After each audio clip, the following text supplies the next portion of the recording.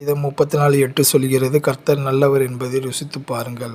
கர்த்தரை துதியுங்கள், அவர் நல்லவர், அவர் கிருபை என்றென்றைக்கும், அவருடைய உண்மை தலைமுறை தலைமுறைக்கும் உள்ளது. கர்த்தாவே நல்லவர்களுக்கும் இருதயத்தை செம்மையானவர்களுக்கும் நன்மை செய்யும். கர்த்தர் நல்லவர், அவருடைய நாமத்தை கீர்த்தனம் பண்ணுங்கள், அது இன்பமானது. கர்த்தருக்கு காத்திருக்கிறவர்களுக்கும் தம்மை தேடுகிற ஆத்துமாக்களுக்கும் கர்த்தர் நல்லவர். இக்கட்டு நாளிலே அரணான கோட்டை, தம்மை நம்புகிறவர்களை அறிந்திருக்கிறார். கர்த்தர் நல்லவரும் உத்தமருமாயிருக்கிறார்.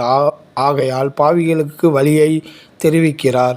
சுத்த இருதயம் உள்ளவர்களாகிய இஸ்ரவேலருக்கு தேவன் நல்லவராகவே இருக்கிறார். ஆண்டவரே, நீர் நல்லவரும் மன்னிக்கிறவரும், உம்மை நோக்கி கூப்பிடுகிற யாவர் மேலும் கிருபை மிகுந்தவருமாய் இருக்கிறீர். தேவரீர் நல்லவரும் நன்மை செய்கிறவருமாய் இருக்கிறீர். உமது பிரமாணங்களை எனக்கு போதியும்.